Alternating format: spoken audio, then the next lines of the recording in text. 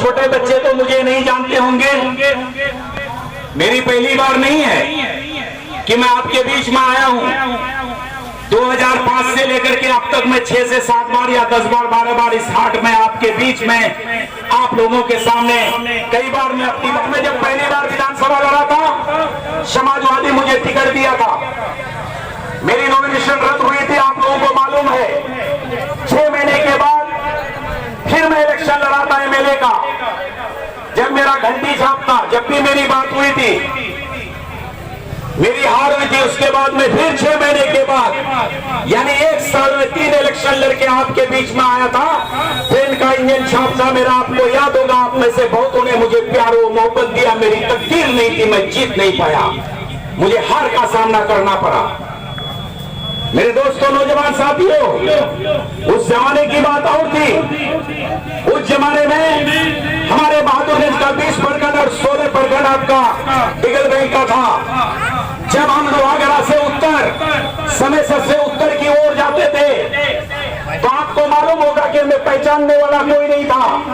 बहादुरगंज विधानसभा का लौचा पंचायत का सबसे आखिरी गांव, मेरे गांव के बाद तेरागाज शुरू होता है।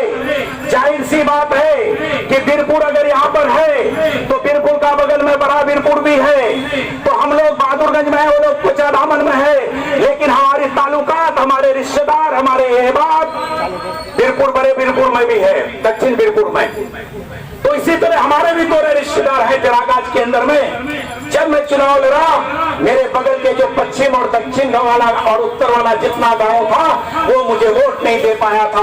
बड़ी दिल में एकदम कशिश होती थी कि मेरे अपने होते हुए भी मुझे वोट नहीं दे पा रहा है। जब मैं, आपको मालूम होगा कि मैं जनाब तस्लीमुद्दीन के काफिले में साथ साथ रहा, आपके लिए कितने रोडों का सर्वे कराया और पास कराया। आपके लिए मिसाल के तौर पर लौचा पुल है, लौचा पुल अगर मंसूर नेता नहीं होता तो लौचा पुल नहीं बनता। मेरे दोस्तों, उनके साथ जब मैंने इस समाज का भलाई में आया तो आपसे छिपी हुई नहीं है।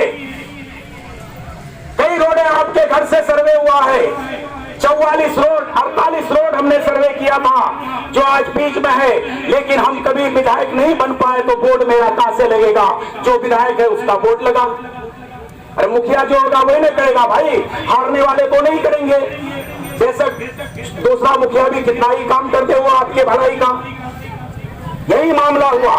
फिर हम तस्लीम साहब से जुड़ करके हमने कहा सर विधानसभा को काटा जाए, किसी तरह से तेरागाज को हमारे बीच में जोड़ दिया जाए, ताकि बहादुरगंज से पश्चिम जो आज तक एमएलए नहीं बना, तो अगर आप 12 पंचायत को जोड़ देते हैं तो ये 12 पंचायत जुड़ जाने के बाद हम लोग एक मजबूत हो जाएंगे।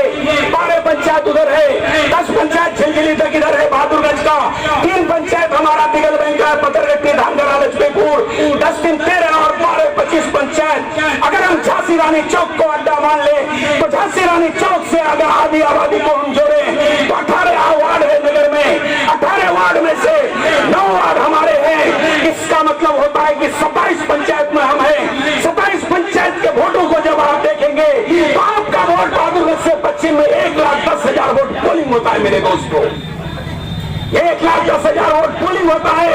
1,10,000 वोट पोलिंग होने के बावजूद भी आपका कोई विधायक नहीं है। अफसोस की बात है।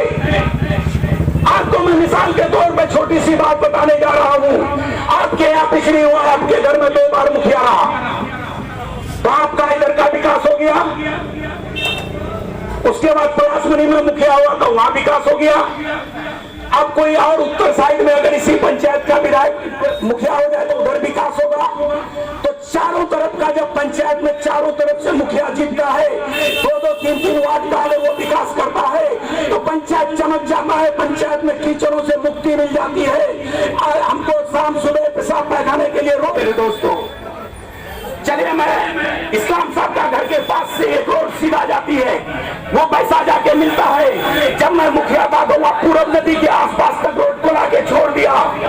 लेकिन अगर विधायक चाहता, आपकी जमीनें भी उस पार है, पैसा वालों की जमीन इस पार है, लेकिन आप खेती करने जाते हैं तो जिला कटापुर घूम करके खेती करने जाते हैं, तो आप किशनपुर से घूम के जाते हैं कैदी होते हुए, अपनी जमीन तक नहीं पहुंचते हैं। आप इस पार से अपनी जमीन को देखते हैं, उस पार कोई मवेशी आपके खेत को आपकी नजरों के सामने में चलता है।